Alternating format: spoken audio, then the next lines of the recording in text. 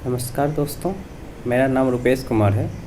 64वीं BPSC की परीक्षा में मेरा चयन प्रखंड पंचायती राज पदाधिकारी के पद पर हुआ है। सिविल सेवा की इस परीक्षा में मेरा वैकल्पिक विषय मैथिली भाषा और साहित्य रहा है। दोस्तों, सिविल सेवा की ये यात्रा मेरी काफ़ी संघर्षों से भरी रही है, क्योंकि मेरी पृष्ठभूमि ऐसी थी क्योंकि लगभग सारी परिस्थितियाँ मेरे लिए प्रतिकूल ही थी, क्योंकि मैं एक ग्रामीण पृष्ठभूमि से आता हूँ।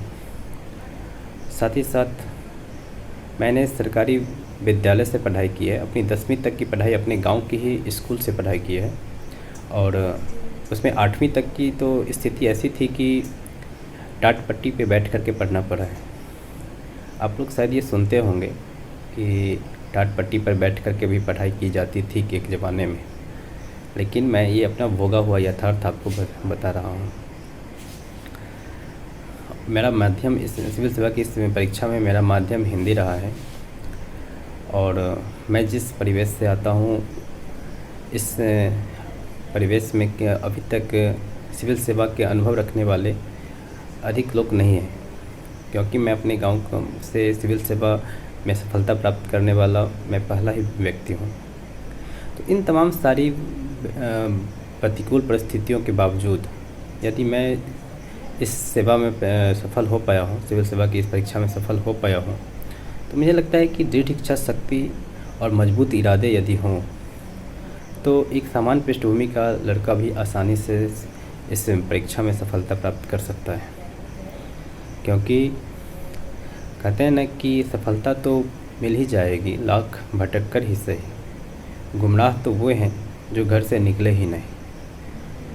मैंने बहुत बचपन में ये सोच लिया था कि मुझे सिविल सर्विस में ही जाना है, और इसलिए मैंने पहले से ही ये तय कर लिया कि मुझे सिविल सर्विस में जाना है, और इसके लिए मुझे जहाँ से भी हो, जैसे भी होगी, मुझे यदि मार्गदर्शन नहीं है तो मार्गदर्शन जुटानी है। क्योंकि यदि आपने अब निर्णय ले लिया है तो निर्णय मेरा है। यदि मैं अपने निर्णय से पलट कर वापस देखूँगा कि मैंने निर्णय सही लिया या गलत लिया, तो मुझे लगता है कि फिर मैं एक सही डायरेक्शन में आगे बढ़ पाता। क्योंकि कहा भी जाता है कि पलट कर देखने वाले कभी इतिहास नहीं बनाते हैं। तो मैंने एक निर्णय ले लिया कि मुझे अपना सिविल सर्विस में आगे बढ़ना है। फिर मुझे रास्ते में इस यात्रा के दौरान जो भारतीय प्रशासनिक सेवा के अधिकारी और मेरे बड़े भैया के समान हैं डॉक्टर रंजीत सिंह सर, उनका सहयोग मिला। उनके मार्गदर्शन में, उनकी अनुभवों से मुझे जो सीख मिली, उनसे मुझे काफ़ी हद तक सिविल सेवा के तैयारी के दौरान वो जो मदद मिली, इसके लिए मैं हृदय से सर का आभारी हूँ। क्योंकि मिशन 50 और रंजीत सर के सहयोग के बिना शायद मेरी नींव उतनी मजबूत नहीं हो पाती, जो कि हो गई। और इस दौरान सिविल सेवा के तैयारी के दौरान मैंने कई सारे अप एंड डाउन्स देखे हैं, कई सारी, क्योंकि एक तैयारी इतनी काफ़ी लंबी प्रोसेस होती है। इस दौरान कभी कभार लगते रहता है कि मेरा निर्णय सही है या गलत है। कभी कभी तो लगते रहता है कि तैयारी छोड़ देनी चाहिए। लेकिन फिर भी ये यात्रा के एक सामान्य मुझे लगता है कि सिविल सर्विस की तैयारी ही ऐसी है जिसमें इन तरह की भावनाओं से दो चार होना ही पड़ता है।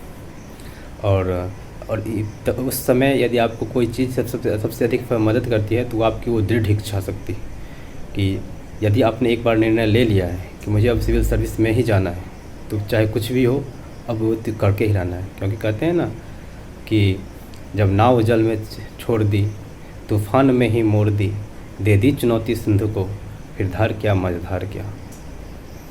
तो वही वाली बात है कि जब यदि एक बार निर्णय ले लिए कि मुझे सिविल सर्विस में जाना है, तो कितनी भी चुनौतियाँ आए, कुछ भी क्यों ना हो जाए, अब इस निर्णय पे फिर से पुनर्विचार करने की आवश्यकता नहीं होनी चाहिए, चाहे परिणाम जो भी हो। और यदि इस दृढ़ इच्छा शक्ति के सहारे यदि आप आगे बढ़ रहे हैं, तो यकीन मानिए कि विजयश्री आपका ही वरण करेगी।